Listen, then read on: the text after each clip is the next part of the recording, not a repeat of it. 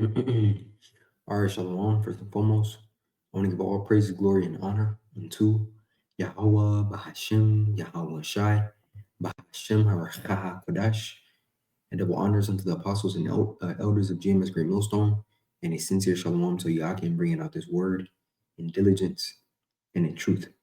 So I want to start off, as you see the lesson of the title, or it's like the title of the lesson, it's entitled the mindset, man, right?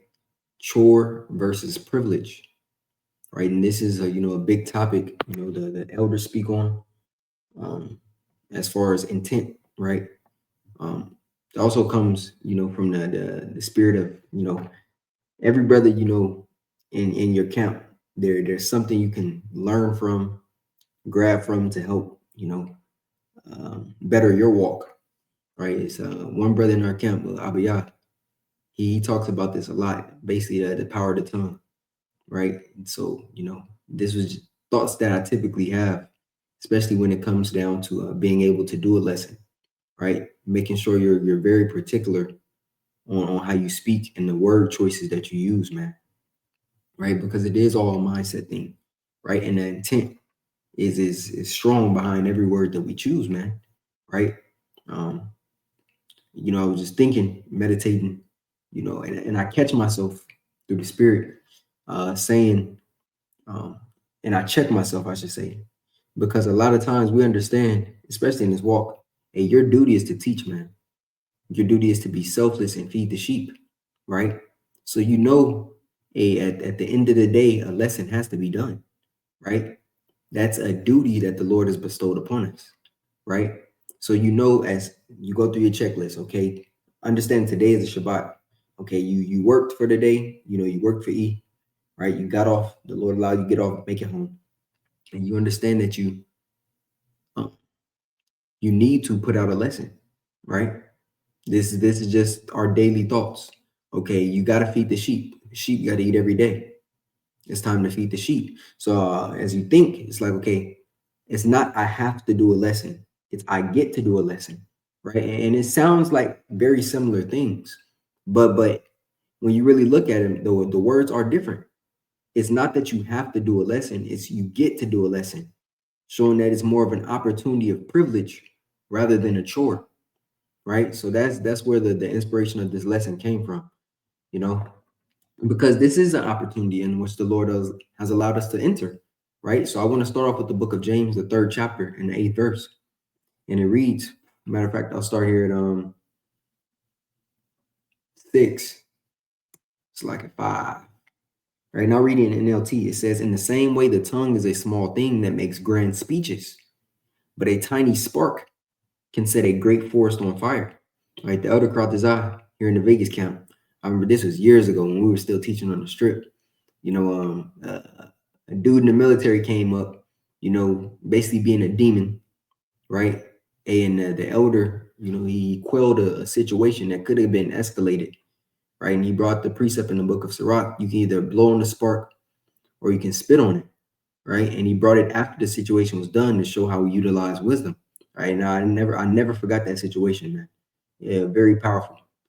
But to continue, that's why the scripture says, but a tiny spark can set a great forest on fire, because understanding when and when not to, right? Discerning. It says, and among all the parts of the body, the tongue is a flame of fire. It is a whole world of wickedness, corrupting your entire body. It can set your whole life on fire, for it is set on fire by hell itself. Right? That's why the scriptures say the tongue is a very powerful member, man. Oh, what a little member, right? Right? James 5, 3 and 5. I'm reading the KJV. It says, even so, the tongue is a little member and boasteth great things. Behold, how great a matter a little fire kindleth, right? A little fire is said to, it's like a little kindle or a spark. It will burn down a whole forest, right? So when we read, continuing NLT, it says, people can tame all kinds of animals, birds, reptiles, and fish, but no one can tame the tongue. It is a restless and evil, full of deadly poison, right? So being, direct with how we speak, even when we take a look at the Hebrew, right? There's no gray areas with the Hebrew.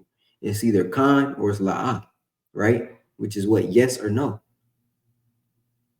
So that cuts out any room for second guessing, right? So we understand with the tongue comes with intent, right? Because what we say has intent behind it. So even saying, okay, you got to do a lesson, right? Yeah, you're saying you have to do a lesson because you understand the task at hand, right? But saying you got to has an intent of almost as if it's a chore, as if it's something that you just got to cross off the list, so to speak, to continue in your day. No, you get to do a lesson, right? Because ultimately, Yahweh Shema Shah is allowing us, as the scripture says, matter of fact. Let me grab this precept really, really quick.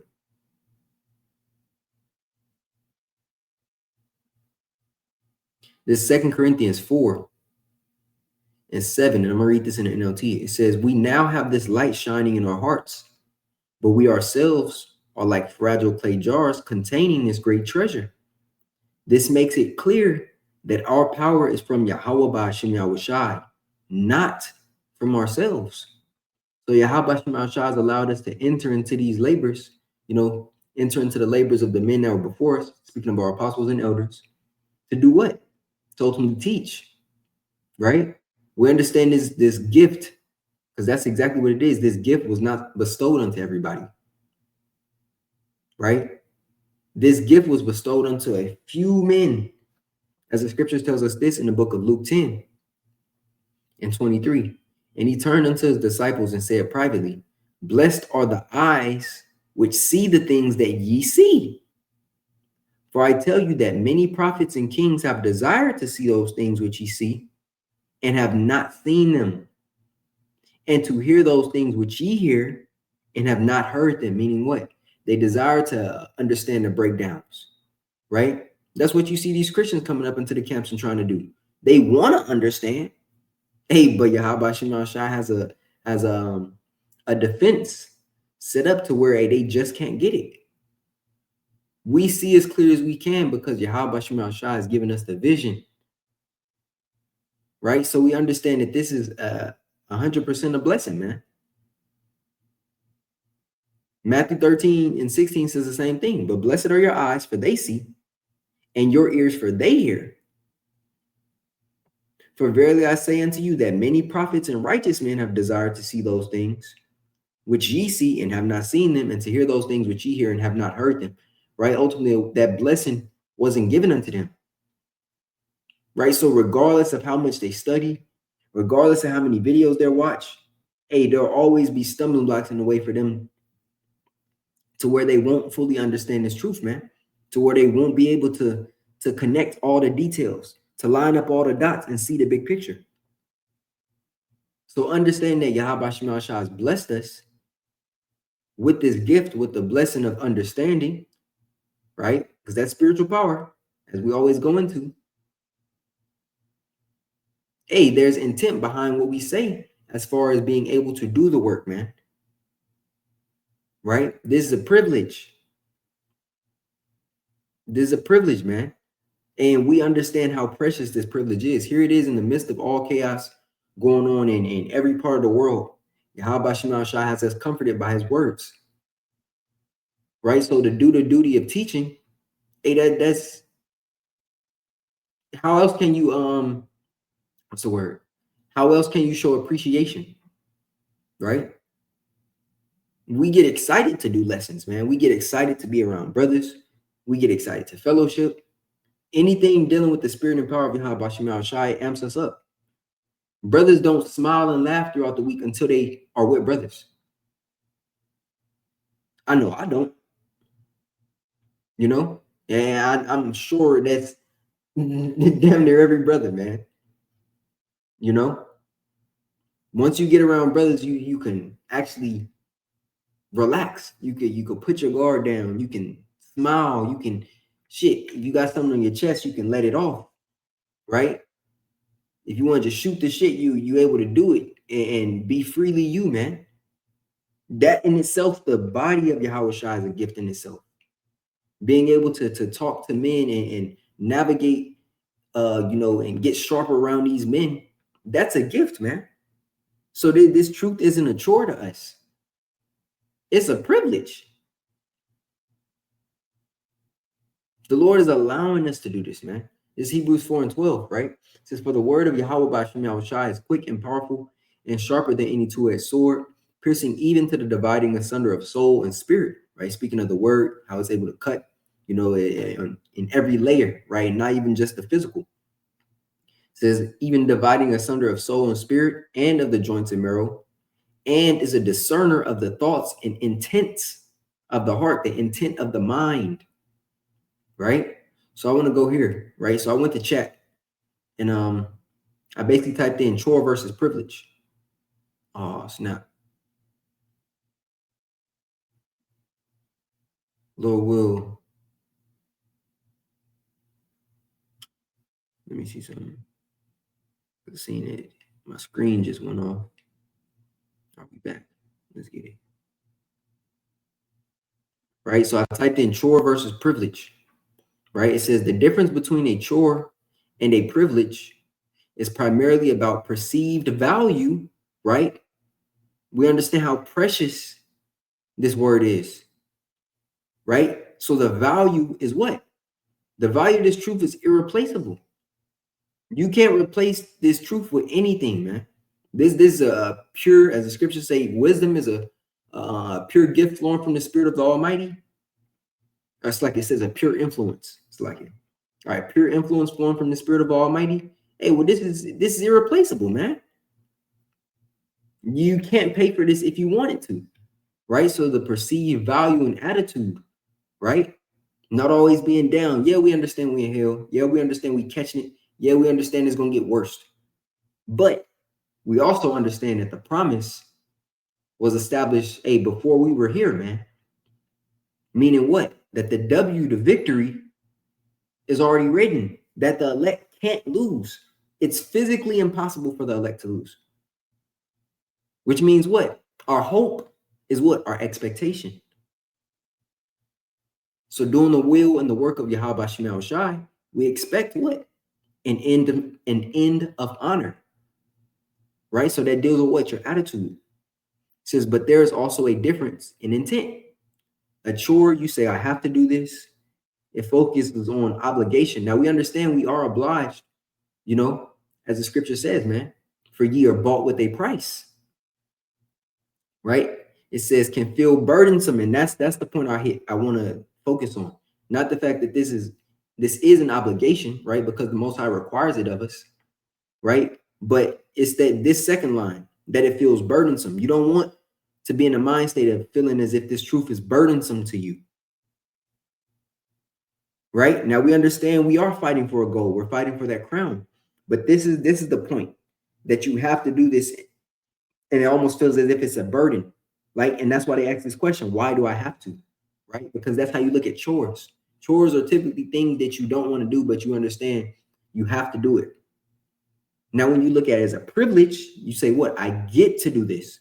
It focuses on what access, because what you are now linked back in with the connection to Yahweh Shai, it's like to Yahweh through access of his son, through the blood of Yahweh Shai, and focuses on what? The blessing. The fact that what? Yahweh Shema Shai viewed you as a man worthy to have this treasure in earthen vessels.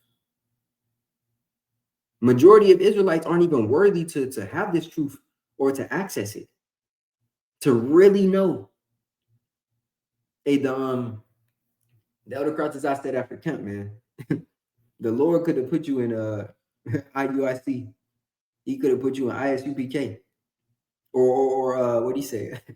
He said with bubble eyes, man. He said he could have had you in that spirit to where you were locked in with them. But no, he gave you teachers that are feeding you daily, and you understand it, right? It's viewed as valuable. No price can be compared. Hey, that's why the scripture says all throughout Proverbs, all throughout Wisdom of Solomon, that what? Matter of fact, let's grab it. Let's not quote it. I'm just grabbing the precept. Is coming from the book of Proverbs.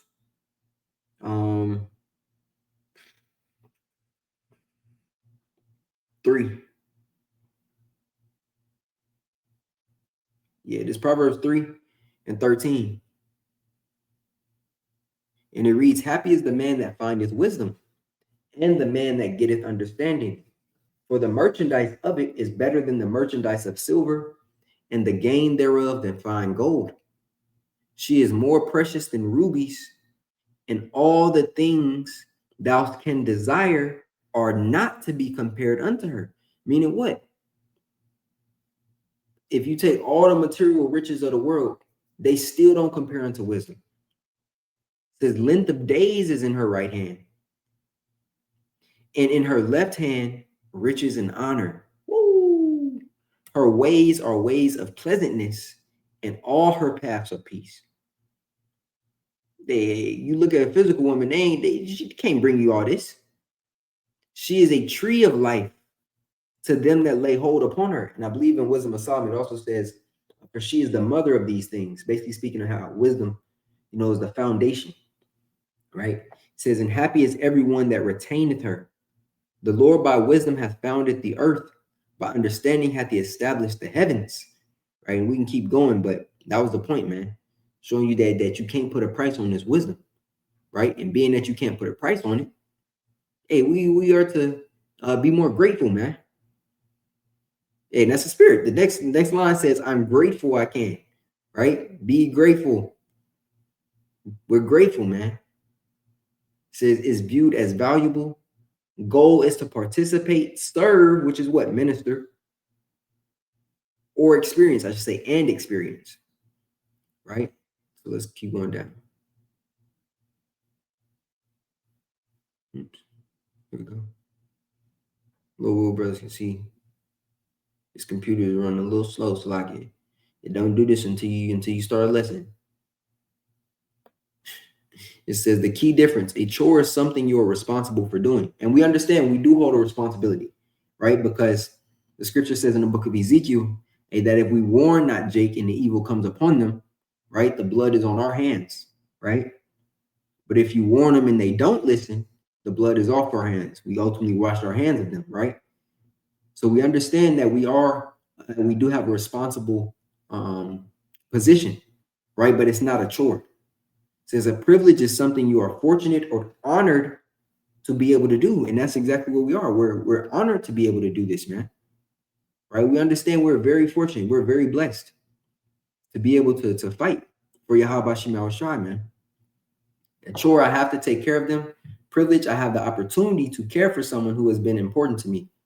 Right? The action hasn't changed. The meaning of the action hasn't changed. The intent, a chore, obligation, I am doing this because it is my responsibility. Privilege, appreciation, I am doing this because I recognize the value of being able to do it. Woo, let's go. It says, and there's an interesting middle ground. Opportunity leads to possibility. I can use this situation to accomplish something. Privilege leads to gratitude. I recognize that being able to do this itself is valuable. And that's a good point. Recognizing that we're able to do this is in itself valuable, because we understand majority of the nation of Israel won't even have the opportunity to, because what? It wasn't predestined for them to be able to do this. That's why 2/3 of the nation of Israel is going to be destroyed. Right? A chore, I have to, opportunity, I can, a privilege, I get to. That distinction can be especially powerful when applied to work, family, and we're doing the work of the Lord, right? And we understand the night cometh when no man can work. It says a family, which is the body of Yahweh Shai, the bride. It says service, right? Which we're doing this service, this deed, man, which is leadership, because, hey, guess what? The Lord is raising a nation of kings and princes, kings and priests, which are all leaders, man. 144,000 are leaders, the governing body in the kingdom to come, established upon earth, right? It says religious and responsibility, man. But that's the point. This is a privilege, right? I believe I read this, but I'll read it again if I have not. There's 2 Corinthians 4:3. It says, but if our gospel be hid, it is hid to them that are lost, in whom the power of this world hath blinded the minds of them which believe not, lest the light of the glorious gospel of Yahweh Shai, who is the image of Yahweh, should shine unto them. And guess what? That light ain't shining. Well, it's like the light is shining unto Jake, because when you go into John 3, Hey, we're shining this light before men. But Jake is just, hey, telling us to, hey, it's too bright. We don't need to hear that, you know? So that's Jake's problem. Jake don't want the light to shine on them. They don't want to be filled with the light, right? They don't want to be filled with that light, man. So they choose darkness, which ultimately we understand, hey, that ultimately if you weren't called, Lord willing, we're called to be chosen, right? Because we're fighting to endure into the end. And that's why the scripture says this, that spirit. Matthew 22:14, for many are called, but few are chosen. You know, we're hoping and praying and working towards being chosen, man. Right? So that's the point. I believe that was all the precepts. Yeah, that was the point.